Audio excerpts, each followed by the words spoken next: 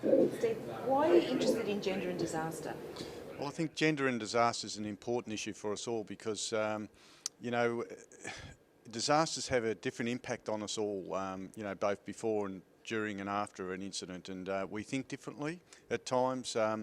We have different functions to perform, and I think it's important that we need to take in all those considerations in our planning in our response to disasters, and thinking about the impact the disaster will have after the fact, not only on people that are in the community and families, but also with our own emergency service workers.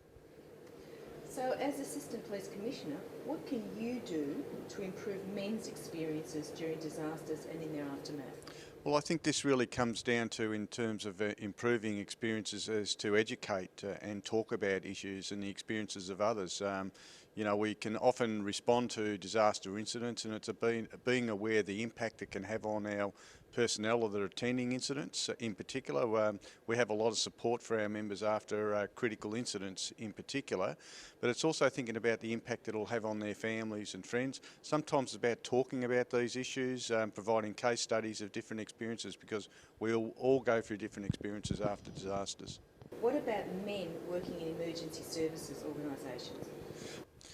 So in terms of men in emergency services, they need to have a really good understanding of themselves, about their skill levels, their ability to respond to a job, but also a self-awareness of when they are attending critical incidents, well, what impact does it have on them? Sometimes they need to think about, if they are under pressure, what sort of support do they need? Don't bottle up things, talk to people. It might be not only thinking about the impact it'll have on their work colleagues, because they might not notice it, but it's also thinking about the impact it can have on their families. They might be stressed or going through a whole range of other factors in their life, and so how does that impact on them, how they relate with their family, their friends, their work colleagues? And in terms of men in particular, they should be looking out for signs in their colleagues, whether they be in terms of those pressures, and provide support. What can the organisation do to assist men? Well, I think as an organisation to assist men, once again it comes down to building an understanding and knowledge of different factors that can impact on men during disasters, the impact it can have on their families and their work colleagues, and talk it up, case studies, and also have support networks in place for them, counsellors and a whole range. Peer support's an excellent network that can be put in place in an organisation to really watch out and support people during times of difficulties. What can you do to improve women's experiences of disasters and their aftermath? Well, I think in terms of women's experiences of disasters, we need to be aware of the different pressures that they can be under during a disaster. We often perform different types of roles.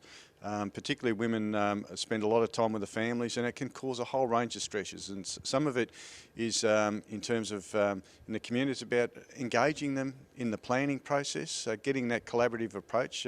Often there's no discussion around families around planning, and they need to be involved to have a clear understanding of what they can do. The other thing is to be aware that there are issues such as family violence that occur, particularly after disasters, and we need to educate people about this, and males in particular. But for women, it might be just asking them if they're okay afterwards, and it's thinking about the sort of issues that they might be confronted with both during, before and after an incident. How about women working in ESOs? How can you assist them?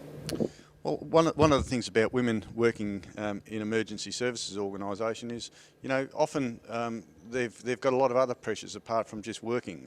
It might be their home life, they might have children, and we need to be aware of their circumstances so that we can provide a supportive work environment for them. And once again, you can set up your own networks. In a lot of the emergency services organisations tend to be male dominated, and I think that's an issue. And I think some thinking around recruiting more women and making it a much friendlier workplace for women to come to, because male dominated workforces can stifle innovation and and growth in an organisation. I think it's great to improve the mix of personnel that are working, and certainly if I look at my own workplace, I've been recruiting a number of women to come and work within what's been historically and traditionally a male-dominated workforce at Crime Command, and it does change the culture and the environment. So I think that's great, and women bring ideas on how to support each other as well, and they challenge men. So I think it's great to, they're the sort of things that can be done. Great.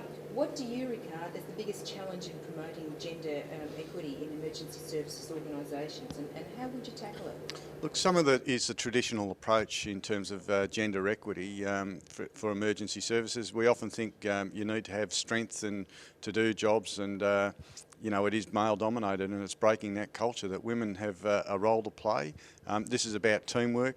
You work in teams at emergencies, and I think it's about really just changing the attitudes about the value that women can bring to a workforce. How do you think you can change those attitudes? Look, this is about recruitment in particular, but it's also about ongoing discussions and bringing senior people in from other organisations to talk about their experiences and challenges. And it's also about getting an appreciation from your own workforce about the challenges, particularly women in the workforce, about what's making or what are the barriers that they've faced, and trying to work through breaking down those barriers. Do you have an example of when a lack of attention to gender had negative consequences, or do you have an example of when it, looking at gender, had positive outcomes?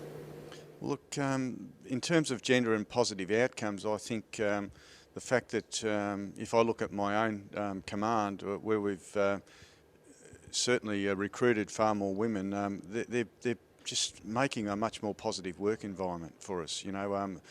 They bring a different perspective to all our work. They provide a lot of support across the board, and I think that's really positive. In terms of the negatives, we often see it when we haven't looked at issues, particularly where there's violence and family violence and conflict, that we've ignored issues that are brewing. We haven't, we might have known about it, but we haven't responded early, and that happens in the workplace as well with conflict, and I've seen that happen a lot, particularly with women in the workplace, where they've probably haven't been well regarded or treated equally compared with a lot of their male competitors.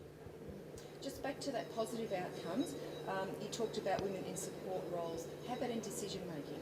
No, in my command in particular, I've got a number of senior women that have been selected into positions, and it's great. It's not just the support roles, they're detectives, but I've also got a number of high-ranking officers, and I've just gone through a selection panel process, and quite interesting, out of 4 senior positions within the command, 3 of them are senior female police officers, and I'm really excited about those new officers coming into Crime Command, because it's really going to change the culture.